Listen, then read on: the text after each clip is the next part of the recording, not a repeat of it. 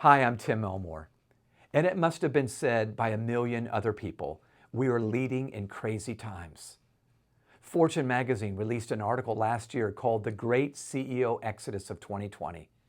When these great leaders of these Fortune 500 companies looked around them and saw that the pandemic wasn't over after all, just when we thought we were post-pandemic, the Delta variant's up, we're wearing masks sometimes again, it's just crazy. And many people are saying, I can't do it.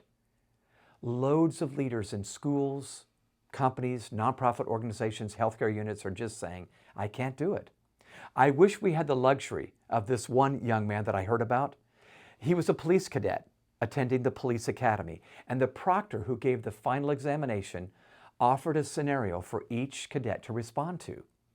He said, I want you to imagine you're downtown. Off to the right, First National Bank is being robbed. Thieves come out with guns a-blazing and money in their hands. But right when you start to respond, you notice off to the left, a woman is being mugged and the thief is getting away with her purse. But then a fire hydrant goes off and water spraying everywhere, causing automobiles to have accidents right and left. And as he paints this horrific scenario, he simply asks all of these police recruits to give how they would respond to such a scenario. Well, the most honest response came from the back of the room. One guy stood up and simply said, remove uniform, mingle with crowd. Don't you wish we had that luxury? But we don't. So I want to talk to you for just a moment now. How do you lead when you'd rather leave? Leading when you'd rather be leaving, it seems to be the order of the day. And I want to offer very quickly 3 simple gifts that you need to give yourself and gifts that you need to give your people that may just be what the doctor ordered in such crazy times. These 3 words are as follows. The first one is the word context. Because we're in such crazy times, people and you need to get yourself some context. We're in the 4th pandemic we've survived in the last 100 years. What did past populations do? Can you share that with your team? You see, context gives perspective to people.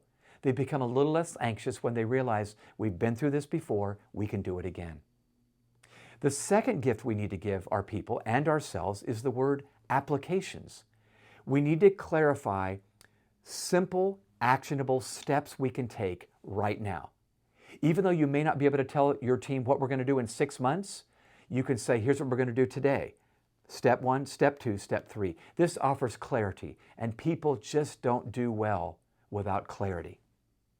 The third gift is probably more for the heart than the head, but people need it just as much. They need your belief. This gives hope. They need to hear their leaders say with authenticity, I not only believe we're going to make it through this time, we're going to be stronger for it. So context, applications, and belief. I know these are simple words and simple steps, but they may just be what your people need, and they may keep you there where you're leading instead of leaving.